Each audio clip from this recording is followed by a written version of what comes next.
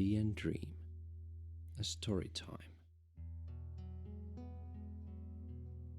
A solo RPG adventure that helps you relax and sleep. My name is Walter, and I'm glad you found me. Today, we'll embark on a unique solo tabletop RPG adventure together. One that's specifically designed to help you unwind and find a moment of respite.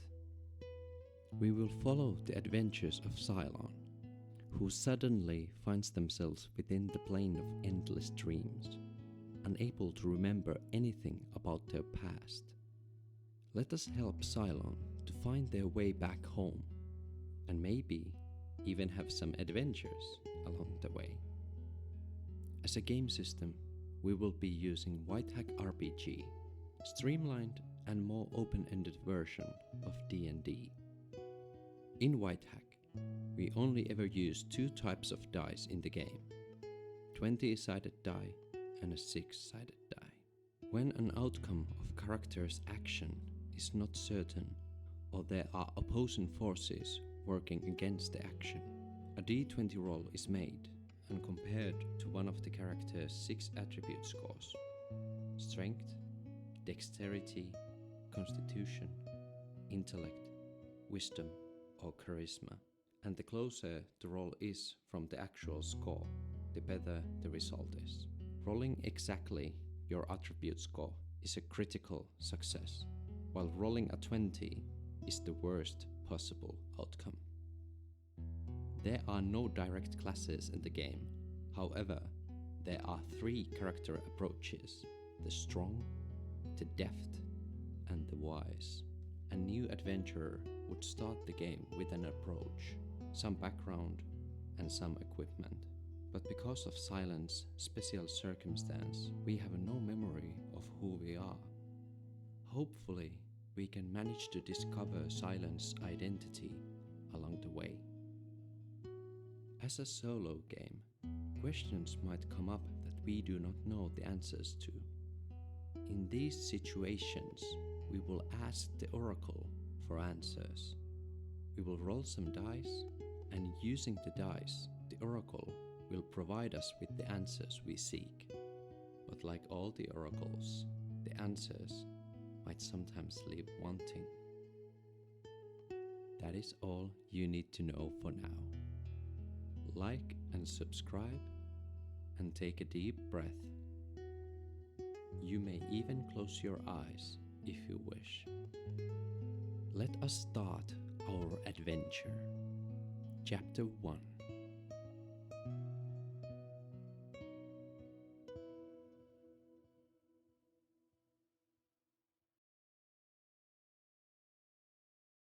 The first thing that Silon remembers is the present moment. Awakening. First, there is the sound of the rain.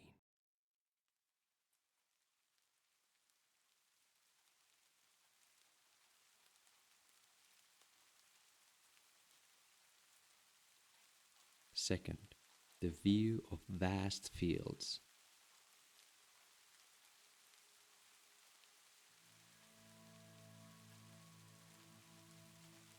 And third, the road beneath them, leading somewhere unknown. Where am I? Who am I? The first thoughts in Silon's head, loud enough to be voiced. Why can't I remember anything? Silon's thoughts escape from their lips, voicing them out into the rain. Having trouble finding your way? Silon hears an oddly calming voice from the golden fields near them. Yes, I mean, if I would want to find my way, I should first even know where I was going in the first place. Silon answers while trying to distinguish the source of the voice. Your attic has had the spring cleaning, huh? Yeah, that can happen sometimes to newcomers, says the voice now, sharking closer to Silon. Do you know where we are? Silon asks again, from the voice, tensing up. Let us roll a name for this location in the plane of endless dreams. For this, I will be using the Perilous Wilds by Jason Lutz. What I usually do with names is to roll up 2 different options and pick the one that better suits the story, or sometimes even make combinations out of them. Let's roll 2 names.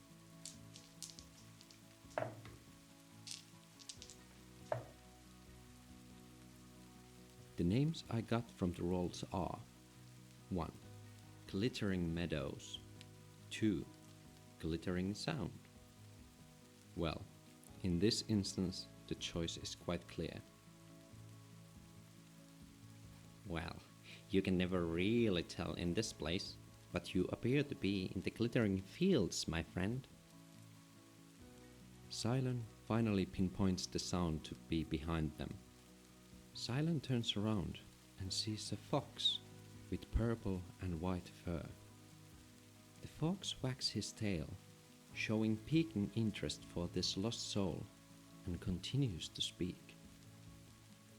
Most of the lost souls lose their memories when first arriving here, but not to worry, those memories can be rediscovered. While trying to follow the movements of this weird talking fox, Silon's focus is shifted down to themselves. Wait! Why can't I see myself? Silon says in shock, while only seeing a shadow, a shell of a form, where there should be a body. Well, in the plane of endless dreams, we are formed by our own will and memories. If you have none, it's kinda hard to keep yourself in shape, if you know what I mean, the fox says while taking a few sniffs at Silon, who is now begging from the fox. Can you help me? I would like to have my body back, please. It's kinda hard to imagine yourself if you can't see yourself. How do I look like to you? I think it's time for us to see what type of a soul Silon has. We have the 3 options: the strong, the deft, and the wise. For this, I will roll a d6. On 1 to 2, we are strong. On 3 to 4, we are deft. On 5 to 6, we are wise. 5. So that means we are wise. Being wise means that we can learn to do miracles. Miracles include all the magics, weird science, and supernatural powers your characters might possess. Let us roll our attribute scores as well. I will roll 3d6 and add them together. That will give me a score to add into my attributes. I will roll the scores one by one and distribute them to the attributes we wish. In the end, I will also give us one chance to change the places of 2 scores. Let's start. First roll is 14. Not bad, really. Let's put it in the Constitution for now. The second roll is 10. Let's put that into Charisma. Wow. The third roll is 18. Well, that definitely goes to Wisdom. We are the wise, after all. Fourth roll is 12. That can be our Dexterity. Uh-oh. Now we got a 7. Well, let's put that into our Strength. And finally, our Intellect. Well, that is an 8. Now we still have a chance to change the places of 2 scores. I think I will change the places of intellect and constitution, because I feel like Silon is a lot more smarter than they are tougher. Now we have an inkling of Silon's identity. The fox takes a few more sniffs, and then he answers gently to Silon. Well now, don't you worry. I will help to piece you back together, okay? You smell like a wise soul. Let's start with something easy. What's your name? And don't worry if you don't remember it exactly. Names change all of the time anyway. Just pick one that feels right in this moment. Silon gathers their breathing and calms down a little. Then starts to think to themselves out loud. Well,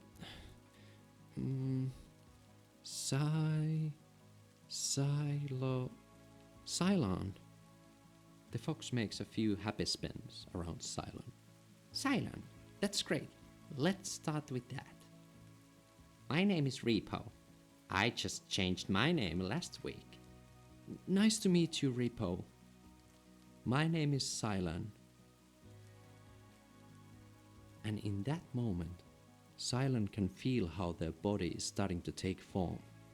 While still a little ambiguous, now a lot more than just a hollow shell. Oh, there you go. It seems like you found some of yourself. Good on you. Hey, would you like to get out of the rain for a while? There's a little town nearby with lots of different souls. They might even know some tricks that could help us return your memories. Repo says while taking a few skips along the road. Come on, I can take us there. Repo has his back already turned and starts to speed up. Okay, but wait. Silence shouts while trying to keep up with the speedy fox. Just for fun, let's ask the oracle if there is an encounter of any kind while Silon and Repo are heading for this town. I think the likelihood for an encounter right now is unlikely because Repo stated that the town is nearby, so there is not much travel time where an encounter could happen. But nonetheless, the possibility is there, so just make sure. Let us ask the oracle. 4. So the oracle's answer is yes, but I think while trying to keep up with Repo, Silon gets a small glimpse of something in the distance. Okay, oracle, what is it? Let us ask for action and object.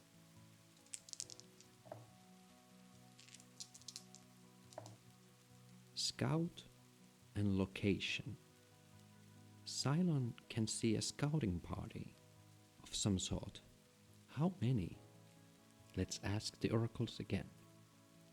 I think the odds are even because we have no idea who these entities are. The oracle says that there are some.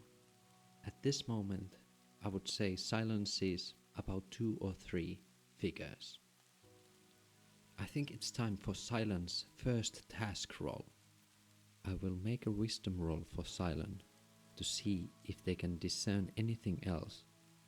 Our wisdom is 18, so we have a really good chance of succeeding, and I don't think this roll will be opposed in any way for now. Let's roll. 14. That means success. Let's roll NPC table to see what kind of individuals we see. Barbarian. I think Silon can see few spearheads in the distance and a bird in the sky that lands on the arm of one of the strangers. In that moment, this group vanishes behind the hills. I will definitely write this into my notes. Silon would ask Repo about the strangers, but they are too occupied in panting heavily while trying to keep up with the fox. Wait, I have only 2 legs, you know. A moment passes while Silon and Repo are running along the road of glimmering fields. The rain still pouring down, making the fields look like an ocean of gold in twilight. While letting their eyes wander and surf along the golden waves of the fields, Silon sees crossroads not far from them, and surrounding the crossroads, clusters of different looking houses. Silon and Repo also go past a road sign. Now, what would be the name of this town? Perilous Wilds can help us with that again.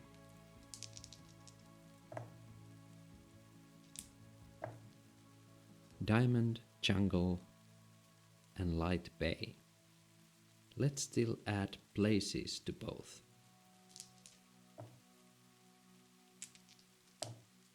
Diamond Jungle Crossing and Light Bay Grove. I like the name Diamond Crossing, so let's go with that. Here we are, friend. Welcome to Diamond Crossing, Repo says while finally slowing down. Diamond Crossing, huh? Are there many souls around? Silon tries to get a few words through from their heavy breathing. Well, many folks come and go, going on adventures and such. But there are few warm and familiar faces that keep the place running. Repo answers to Silon, and Silon can sense a thread of longing and loneliness emanating from Repo. Well, do you like to go on adventures from time to time? Silon asks carefully from Repo. You bet I most definitely would, and if I will ever go to one, I would most definitely like it. Repo answers with a fire igniting in his eyes. You haven't been on any adventures yet? Well, no. It's not much fun to go on to an adventure alone. In his demeanor, Silon can see the fox's disappointment. After a brief moment of silence, Silon asks, Well, would you like to go on to an adventure with me? You really mean that? Repo starts to spin around Silon in circles of excitement. Silon lowers themselves to Repo's level and answers, Of course I do. I want to find the rest of my memories, and you have lived here longer than I am, so I would greatly benefit from your experience. But I think we need to gather some supplies and information before we can really start our adventure. Do you happen to know any friendly soul that could possibly help us? I think Repo knows someone from the Diamond Crossing, but who that individual might be? Let's create a complex NPC. This just means that we will roll twice on the NPC table and combine the answers.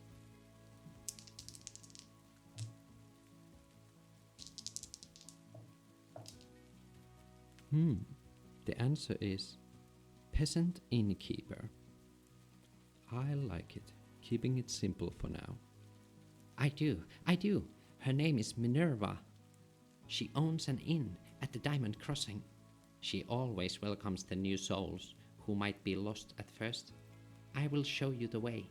Repo, with the ignited excitement of possible adventure, takes off like a land rocket. Repo, not again. Repo, wait up.